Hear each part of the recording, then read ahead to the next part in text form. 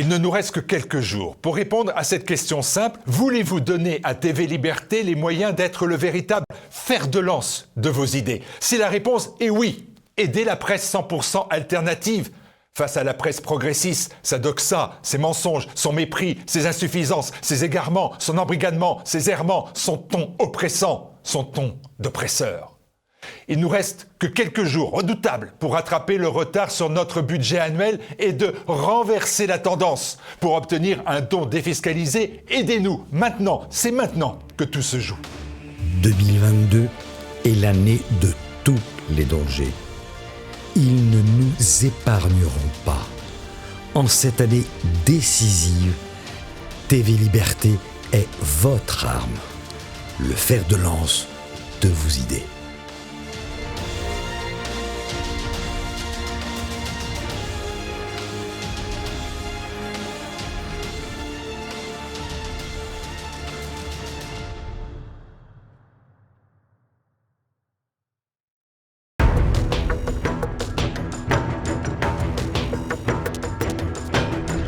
Bonjour à tous, pour le Zoom aujourd'hui je reçois Daniel Neury. Bonjour monsieur. Bonjour. Merci beaucoup d'être avec nous. Alors vous présentez un deuxième ouvrage, on expliquera après qu'il a été rédigé avant le premier que vous nous aviez présenté.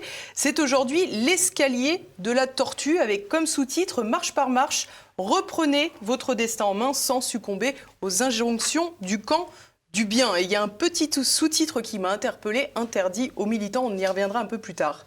Alors au fil de quelques 180 pages, vous proposez une réflexion, d'ailleurs vous marquez que c'est une réflexion sur le pouvoir individuel, la souveraineté dont on parle toujours à l'échelle nationale, voire à l'échelle européenne, vous la replacez à l'échelle individuelle, de l'indépendance également, et en même temps ce n'est pas un éloge de l'individualisme, loin s'en faut, c'est plutôt une incitation à la responsabilité individuelle. Oui, exactement. C'est-à-dire que, en résumé, le livre, c'est ne rien attendre des autres, surtout pas des syndicats ni des partis politiques, c'est s'occuper de ses affaires en responsabilité individuelle, surtout sans chercher des excuses, et puis en complément de dire que la meilleure façon de changer le monde, c'est de se changer soi-même. Donc, c'est effectivement commencer par soi avant d'aller militer quelque part pour les causes lointaines sans beaucoup de résultats. Alors, vous douchez un peu les espoirs de ceux qui veulent changer le monde, puisque vous expliquez que finalement, on profite déjà d'une telle tradition, d'une telle civilisation qui est derrière nous, qu'il ne nous suffira pas d'une vie pour réussir à faire aussi bien. Ben oui, exactement. On bénéficie de toutes les inventions qui ont lieu, tous les monuments, tous les arts, avec la peinture, la sculpture, le cinéma, tout ça, on arrive en naissant, tout ça est déjà là.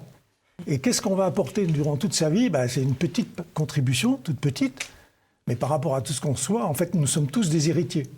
C'est ça qu'il faut comprendre.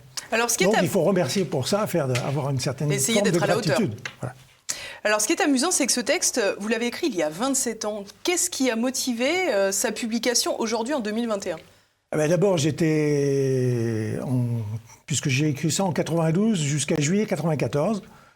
Et puis, donc, je sentais que ce n'était pas le moment pour moi de le publier. En fait, j'étais une période de chômage, donc je cherchais du travail. Et donc, je sentais que c'était un peu en opposition, peut-être, avec une entreprise. Bon, finalement, je me suis mis en accord avec ce que j'avais écrit, puisque je me suis mis à mon compte, j'ai créé mon entreprise, etc. Et puis, suite au livre de l'an dernier, Des bourgs à l'hôpital, je me suis dit, j'ai encore 2 autres livres à sortir. Et j'en ai un autre qui sortira donc en 2022, mais qui demandait un peu plus de travail. Donc j'ai pris celui-ci, qui demandait un peu moins de travail. J'ai rajouté une introduction et un addendum pour faire la correspondance avec 2021. Donc il y a 98% du livre qui correspond à ce que j'ai déjà écrit en 92-94. Et puis le livre a été publié. Et puis je pense que c'est également le moment pour qu'il apparaisse, quoi. Ça correspond à des préoccupations du moment. Alors justement, vous expliquez à plusieurs reprises dans ce livre que finalement le collectif sert souvent à se décharger de cette fameuse responsabilité individuelle. Oui, parce qu'on vous explique, oui, vous n'y arrivez pas, vous êtes un défavorisé, un déshérité, venez avec nous, viens avec nous camarade, on va t'aider à t'en sortir. Puis en fait, on s'en sort pas plus. Donc au contraire, même le discours de ce genre, que ce soit les partis ou les syndicats, c'est plus tu seras faible, plus tu seras mon client. Puisqu'on va vous éviter de reprendre votre autonomie, de réussir.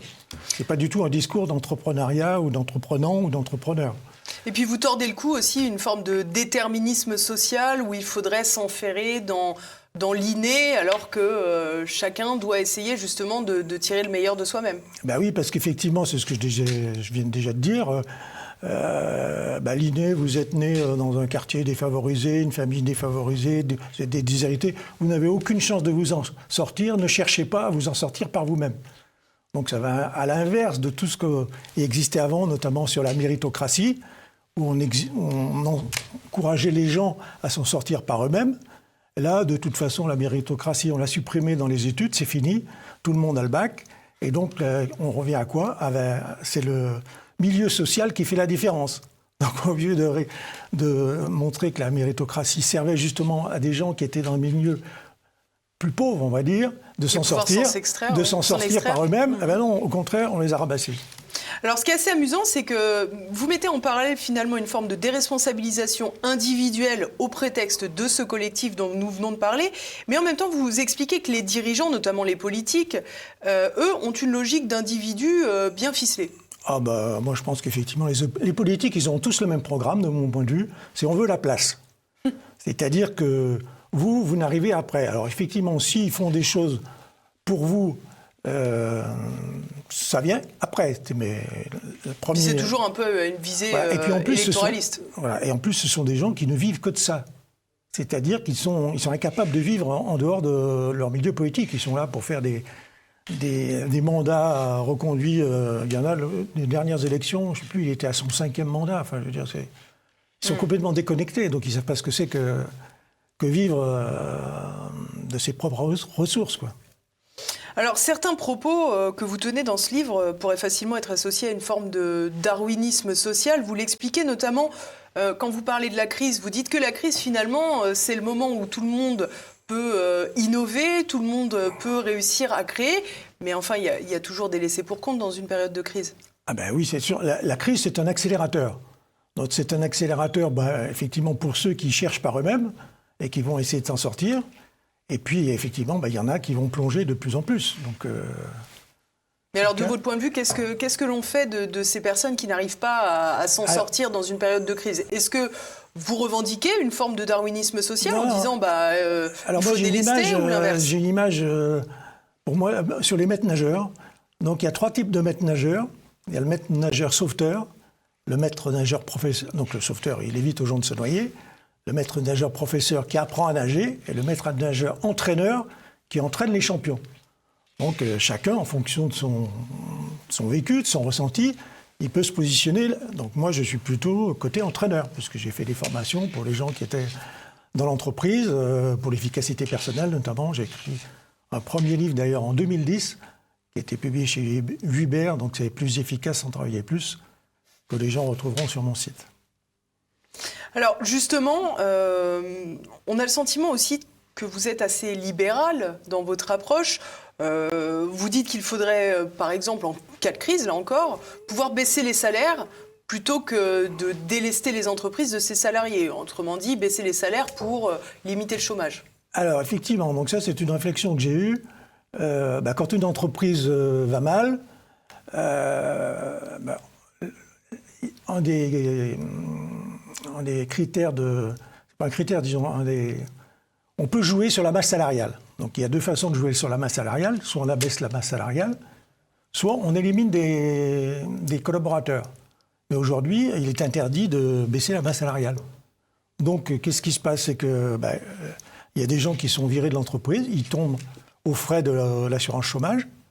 Et puis, alors que si on avait gardé tout le monde momentanément en diminuant les salaires, peut-être qu'on aurait pu attendre que l'entreprise se retrouve mieux.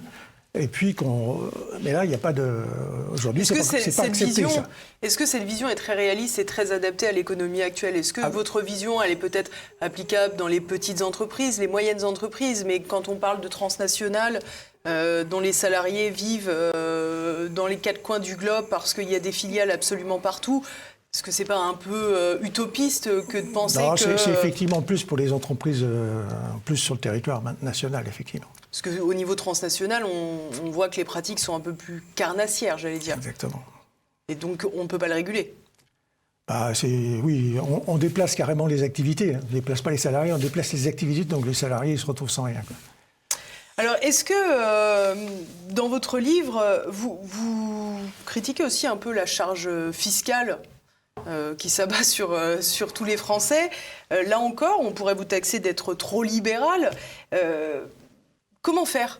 Parce qu'il faut bien que l'État fonctionne, ce gros État. Oui, non mais attendez, je crois que les Français sont les champions du monde du prélèvement fiscal et social. Mais il faut voir aussi toutes nos entreprises publiques. Moi, je me souviens une fois d'être allé dans avec un géomètre, on allait dans un lotissement, on allait dans l'immeuble du pays qui regroupe plusieurs communes. On arrive en bas, il y a une hôtesse qui nous dit montez au premier étage. On arrive au premier étage, il y avait 2 hôtesses. Qui vous a dit de monter au 3e étage? Non, là ça s'est arrêté, on a reçu des interlocuteurs, mais ça veut dire qu'il y a quand même des montagnes de fonctionnaires qui sont là pour occuper, sans parler du temps qui passe, qui est de plus en plus bas. Donc on va vers les 32 heures maintenant quand même. Donc c'est une charge pour le pays. Donc pareil, j'imagine que vous êtes plutôt favorable au retard de la retraite, à davantage d'heures de travail par semaine? C'est-à-dire que si on veut être en concurrence avec les autres pays du monde, il faut se mettre à peu près à leur niveau. Oui, mais si on veut être en concurrence avec la Chine, il faut faire travailler les enfants. Voilà. Donc j'imagine que c'est pas ce que vous voulez. Moi, je suis rentré dans l'enseignement technique à 12 ans en 4e, et notre emploi du temps affichait 47 heures. Du lundi au samedi, plus le travail à la maison, 2 à 3 heures par jour, dimanche compris, on était à 60 heures facile. Donc 60 heures à 12 ans, on était tous à la même enseigne, personne ne se plaignait, c'était normal, c'était comme ça. Aujourd'hui, on veut passer de 35 à 32 heures. Voilà, donc il faut bien voir quand même que un critère majeur dans tout un tas de bien-pensants, c'est la paresse. Regardez bien, tout ce qui guide leur discours, c'est la paresse. Il faut travailler moins. Comment l'interprétez-vous, ça? Parce que ça répond à des attentes des gens. On se fait passer pour quelqu'un de bien en disant « oui, vous travaillez trop, il faut soulager les gens de leur fardeau ». Donc vous seriez plutôt partisan d'un discours un peu plus virulent en disant aux gens d'aller travailler un peu plus? Non, mais il faut que ce soit, à la limite, qui travaillent 32 heures, mais qui soient payés 32 heures. On sait bien que quand on est passé aux 35, ils ont continué à être payés 39. Donc ça ne va pas, là. Et ça a écroulé quand même, ça a fait partie ce qui a fait baisser la productivité, quoi. Alors vous écrivez aussi que l'État affaiblit l'organisme nation. Est-ce que vous pouvez expliquer cela? Oui, par les impôts. Alors déjà, il y a la nation, c'est l'ensemble des Français, tout ça. L'État, c'est une petite partie. Et alors, il faut voir quand même également que dans les chiffres qu'on nous affiche, il y a des manipulations de chiffres. Quand on dit l'État est en déficit de 4,5% du PIB, c'est du PIB, c'est pas de l'État. Bien sûr. Moi, je suis allé regarder les chiffres quand même. L'État, j'ai pris les chiffres de 2019 que j'ai remis dans le livre. Je mis également pas mal de liens pour retrouver les sources. Pour donner les sources aux gens qu'ils n'aient pas à chercher. Les liens sont sur la page d'extension du livre l'escalierdelatourtue.com. Et donc pour 2019, c'est pas 4,5% de déficit de l'État, c'est 45%. C'est un problème de virgule, sans doute. Voilà, donc c'est pas tout à fait la même chose. Donc effectivement, comment on finance ce déficit? On va demander aux gens de payer des impôts. Et alors là, on ne sait pas où on est parti avec le quoi qu'il en coûte. C'est pas ce qui va se passer, là. Alors justement, vous, j'imagine encore que vous n'êtes pas trop favorable à ces décisions politiques qui ont été prises, ce fameux quoi qu'il en coûte pendant la crise du Covid-19. Alors moi, effectivement, j'ai entendu une interview de Bruno Le Maire, ça devait être au printemps, et on lui a demandé à combien s'élève le quoi qu'il en coûte. Il a dit 168 milliards en 2020 seulement pour le budget de l'État. Alors je me suis dit, mais pourquoi le quoi qu'il en coûte? Alors il y avait quoi qu'il en coûte parce qu'on a confiné. Et pourquoi a-t-on confiné? Pour pas que l'hôpital soit sous tension. Alors je me pose des questions, mais quel est le budget de l'hôpital? Donc je l'ai regardé, je cherche, tout ça c'est sur la page d'extension, vous avez tous les liens. Et le budget de l'hôpital, 83 milliards par an, hôpital public. Donc si on avait augmenté le budget de l'hôpital de 20%, ça ferait 16,6 milliards, c'est-à-dire 10 fois moins que le quoi qu'il en coûte.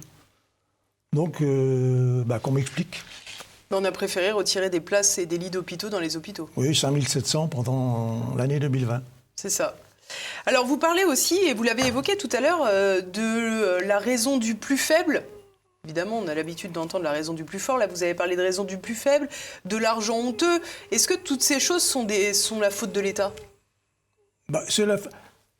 Faut bien comprendre que les hommes politiques, pour être élus, ils visent un électorat plus large. Donc, comme il y a plus de gens qui sont moins fortunés que de gens qui sont fortunés, il y en a beaucoup moins, forcément, donc ils vont vouloir aider les moins fortunés. Alors, j'ai déjà oublié votre question, c'était ? Je disais que, est-ce que c'était la faute de l'État, le fait que soit dans la société française un peu donc institutionnalisé l'argent... Donc, ils vont chercher à aider les plus faibles. Hein Et donc, ça va être forcément le locataire qui aura raison face au propriétaire, hein, et puis d'autres dans le même style, quoi. Et donc, c'est pour un besoin électoral. Alors, j'aimerais que vous réagissiez, pour terminer cette interview, sur une citation que vous choisissez de reprendre dans cet ouvrage. C'est une citation de saint François d'Assise. « Que Dieu me donne d'acter les choses que je ne peux changer, le courage de changer ce qui est en mon pouvoir et la sagesse de faire la différence. » Oui, en fait, c'est une citation plus récente d'un livre, et j'ai découvert après qu'il y avait la même de Marc Aurèle, donc qui remonte à bien plus longtemps. Donc effectivement, c'est savoir que ce qui dépend de nous et ce qui ne dépend pas de nous. Donc l'idée, c'est justement de se concentrer sur ces affaires parce qu'elles dépendent de nous. On peut s'améliorer, on peut faire ce qu'il faut pour s'en sortir, plutôt que de s'occuper de causes lointaines sur lesquelles on n'a pas vraiment beaucoup de pouvoir, sur lesquelles on va perdre de l'énergie. Et en plus, en s'occupant de soi-même, de ses propres affaires, on va devenir meilleur. Et donc, je donne l'exemple, si je fais partie d'une équipe de tennis, que je m'améliore en jouant au tennis, l'équipe va mieux jouer. Si je fais partie d'une équipe de football, que je m'améliore, l'équipe va mieux jouer. Et donc, comme je fais partie de l'équipe du monde, mais là c'est plus dilué puisqu'il y a 7 milliards d'habitants, si je m'améliore, le monde va mieux fonctionner. C'est l'histoire du colibri qui donne sa petite part. Et puis c'est aussi l'histoire de la théorie du chaos. Si ma petite contribution, elle aura une incidence, peut-être pas tout de suite, mais plus tard, mais elle aura un effet. Une incidence finalement plus importante qu'elle serait si on se concentrait sur des choses sur lesquelles nous n'avons pas prise. Tandis que là, se concentrer sur ses propres affaires, là on a du pouvoir, on peut agir. Pourquoi ce titre, Daniel Neury, l'escalier de la tortue ? Alors je ne me souviens plus pourquoi. Alors la tortue, c'est soi-même, c'est-à-dire qu'on monte marche par marche pour s'améliorer. Comme je l'ai écrit il y a très longtemps, je ne sais plus comment ça m'est venu. C'est vrai que mon épouse me disait toujours que j'étais lent, donc j'étais un peu la tortue. Mais l'important, c'est d'avancer sans s'arrêter pour ne pas se faire doubler par les lièvres, comme dans la fable, quoi. Merci beaucoup, Daniel Neury. Alors, je rappelle que les téléspectateurs peuvent trouver cet ouvrage, L'escalier de la tortue, sur le site que vous nous avez donné, l'escalier de la tortue, sans apostrophe, sans tiret, .com à la fin. Ils peuvent retrouver aussi peut-être l'ouvrage précédent sur votre site. danielneury.com. Et donc, l'ouvrage précédent, c'était Des bourreaux à l'hôpital. Je vous remercie beaucoup, Daniel Neury. Merci à tous de nous avoir suivis. À bientôt.